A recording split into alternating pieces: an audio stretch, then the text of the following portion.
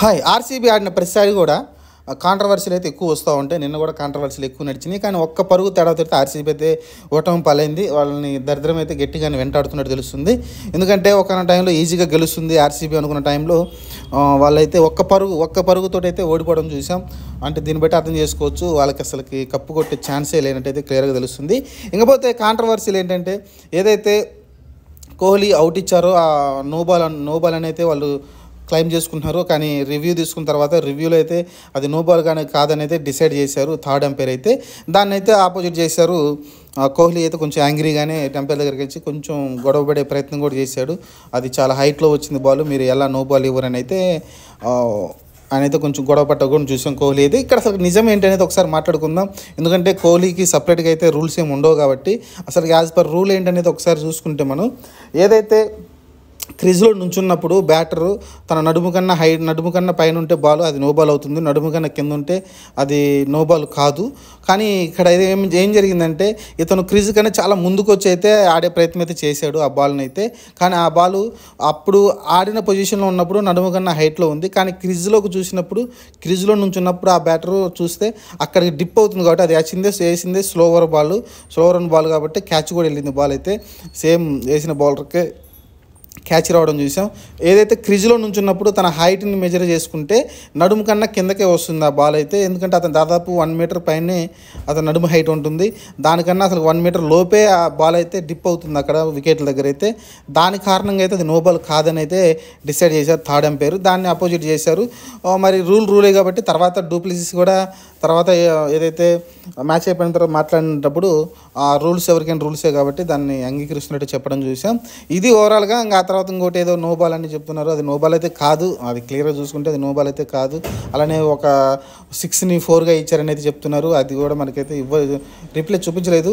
కానీ అక్కడ ఉన్న ఫీల్డర్ కానీ ఎవరైనా ఇమీడియట్గా అపోజిట్ చేస్తారు. అది ఒకవేళ 4 కాకుండా ఉంటే ఇమీడియట్గా రివ్యూ కూడా తీసుకోవచ్చు ఆర్సీబీ వాళ్ళు. కానీ ఇలా అయితే రకరకాలుగా ఎన్నైతే కాంట్రవర్సీ నడిచినాయి ఫైనల్గా అయితే. ఇంకపోతే ఇది రూల్ అనేది మనకి అర్థమైంది అనుకుంటాను. ఎందుకంటే ఖచ్చితంగా ఫ్రంట్కి వెళ్ళి ఆడడం అనేది అది కోహ్లీ తప్పు. ఎందుకంటే ముందుకెళ్తే అది ఫుల్ టాస్గా దొరుకుతుందని చాలామంది ట్రై చేసి చాలా క్రీజ్ నుంచి చాలా ముందుకెళ్ళి ఆడే ప్రయత్నం చేస్తారు.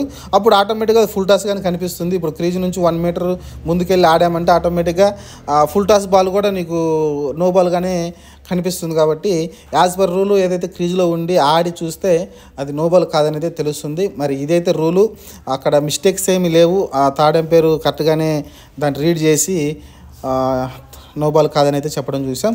ఇది ఓవరాల్గా. మరి మ్యాచ్ అయితే ఎలా కొనసాగిందంటే ఫస్ట్ బ్యాటింగ్ చేసిన కేకేఆర్ అయితే కొంచెం ఎక్కువ పరుగులు సమర్పించుకుంది అనుకోవచ్చు. మళ్ళీ సేమ్ రాయల్ ఛాలెంజర్స్ బెంగళూరు అయితే మళ్ళీ ఎక్కువ పరుగులు అయితే సమర్పించుకుంది. 222 పరుగులు అయితే వాళ్ళు టార్గెట్ ఇవ్వడం చూసాం. 6 వికెట్లు కోల్పోయి దాంట్లో మెయిన్గా వచ్చేసి మంచి నాకులాటం చూసాం. సాల్ట్ మళ్ళీ మంచి నాకులాటం చూసాం.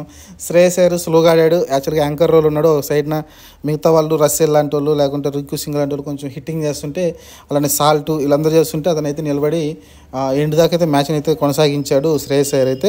లాస్ట్లో అతను కూడా కొంచెం ఫైర్ వర్క్స్ అయితే అతను నుంచి చూడడం చూసాం. అలానే రమణదీప్ సింగ్ నుంచి కూడా మంచి నాక రావడం చూసాం.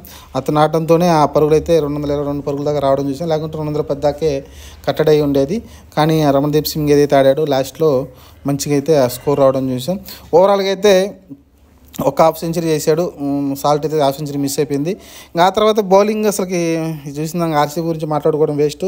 ఏదైతే సిరాజ్ బౌలింగ్ వేసాడు ఫస్ట్ 3 ఓవర్లు అతను ఇచ్చింది 20 పరుగులే. 4వ ఓవర్ ఏదైతే వేసాడో దాంట్లో ఆల్మోస్ట్ మళ్ళీ ఇంకొక 20 పరుగులు ఇవ్వడం చూసాం. 3 ఓవర్లకి 20 పరుగులు, 1 ఓవర్కి 20 పరుగులు ఇవ్వడంతో 40 పరుగులు ఇవ్వడం చూసాం సిరాజ్ అయితే. సిరాజ్ అయితే ఈ సిరీస్లో చాలా ఫామ్లో లేడని చెప్పొచ్చు. అంతేగా నాకు అనిపించలేదు. మరి వరల్డ్ కప్ కొంచెం ఇబ్బంది అవుతుందేమో అతన్ని T20 వరల్డ్ కప్కి అయితే. ఇంకపోతే మిగతా వాళ్ళందరూ అగ్రెసివ్గా కనిపించారు. ఫీల్డింగ్లో కానీ అలానే బౌలింగ్లో కానీ చాలా అగ్రెసివ్గా వెళ్ళారు. అగ్రెసివ్గానే ఫీల్డింగ్ చేయడం చూసాం. కొంచెం ఇంటెన్స్తో వచ్చారు ఈ మ్యాచ్ గెలవాలని గట్టి పట్టుదలతో వాళ్ళు రావడం చూసాం. అదే ఇంటెన్స్ తోటి బ్యాటింగ్ కూడా స్టార్ట్ చేశాడు కోహ్లీ. 7 బాల్లో ఉన్న 18 పరుగులు చేయడంతో అయితే ఆ తర్వాత అన్ఫార్చునేట్లీ ఆ ఫుల్ టాస్ బాల్కి అయితే అవుట్ కావడం చూసాం. ఆ తర్వాత డూప్లిసిస్ కూడా ఆడే ప్రయత్నం చేయలేదు. విల్ జాక్స్ ఎక్సలెంట్గా ఆడండి. అసలు ఎలా ఆడాడంటే మ్యాచ్ని చాలా ఈజీగా ముగించేస్తాడు అనుకున్నాం. కానీ రాంగ్ టైంలో అతను అవుట్ కావడంతో అయితే మ్యాచ్ కొంచెం టైట్ అయిపోయింది. అలానే రజత్ పటిదార్ కూడా మళ్ళీ ఇంకొక 50 చేశాడు. ఇది 3వ 50 అనుకుంటాను అతనికి. అతను కూడా మంచి 50 23 బాల్లోనే చేశాడు. 226 స్ట్రైక్ రేట్ ఉంది. 5 6లు 3 4లతో అయితే మంచి నాక్ ఆడడం చూసాం. ఆ తర్వాత ప్రభుదేశాయ్ కూడా మంచిగా ఆడాడు, కొంచెం నిలబడే ప్రయత్నం చేశాడు. అలానే దినేష్ కార్తిక్ ఏదైతే ఫినిషర్గా ఎక్స్పెక్ట్ చేస్తామో అతనైతే కొంచెం ఈసారి ఆశించిన స్థాయిలో అతని నుంచి రాలేదు. స్ట్రైక్ రేట్ కూడా చాలా తక్కువ ఉంది. కరణ్ శర్మ ఒక్కడే ఆ లాస్ట్ ఓవర్లో గెలిపించి ఆశలు సిగురించేలా చేశాడు. కానీ అన్ఫార్చునేట్లీ లాస్ట్లో అయితే ఇంకా రన్స్ అయితే రాలేదు. ఒక్క పరుగు తేడా అయితే వాళ్ళైతే ఓడిపోవడం చూసాం. మంచి మ్యాచ్ చూసాం మనమైతే. 221 పరుగులకి అయితే వాళ్ళు ఆల్అవుట్ అయిపోయారు. 20 ఓవర్లకి ఆల్అవుట్ అయితే చూసాం. లాస్ట్ ఓవర్లో కూడా వికెట్లు అయితే కూడా రావడం చూసాం. మంచి బౌలింగ్ తోటి అయితే వరుస వికెట్లు అయితే తీయడం చూసాం లాస్ట్ ఓవర్స్లో అయితే. ఇది ఓవరాల్గా ఆర్సీ బానిసరి కాంట్రవర్సీలు ఎప్పుడు నడుస్తూనే ఉంటాయి. ఎందుకంటే వాళ్ళు భూతద్దంలో ఎక్కువ చూస్తుంటారు. మిగతా ఏ టీములతో అయితే ఈ కాంట్రవర్సీలు మనకి వినపడవు. కానీ దీని ముందు ఎంఐ మ్యాచ్లో ఆ టాస్ ఫిక్సింగ్ గురించి కూడా కొంచెం దుమారం లేగింది. అలా రకరకాలుగా ఎవరితో ఆడితే వాళ్ళతో అయితే ఈ కాంట్రవర్సీ అయితే వాళ్ళ దగ్గర నడుస్తున్నాయి. ఎందుకంటే కోహ్లీ అక్కడ ఉంటాడు కాబట్టి కొంచెం ఈ కాంట్రవర్సీలు ఎక్కువ తిరుగుతూ ఉంటాయి దీని గురించి. మరి దీని యాజ్ పర్ రూల్ ప్రకారమే వెళ్తూ ఉంటారు. ఆ టాస్ కూడా మనం కూడా మాట్లాడుకున్నాం అది ఏమైనా ఫిక్సింగ్ జరిగిందేమో అని. తర్వాత హెచ్డి ప్రింట్ వచ్చిన తర్వాత అప్పుడు దాకా మనకు కొంచెం లో క్వాలిటీ ప్రింట్ వచ్చింది.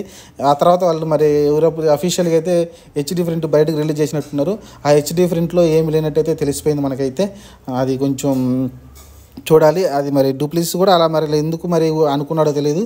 ఆ తర్వాత హెచ్డి ప్రింట్లో చూస్తే అలాంటిది ఏం జరిగినట్టయితే ఏం కనిపించట్లేదు.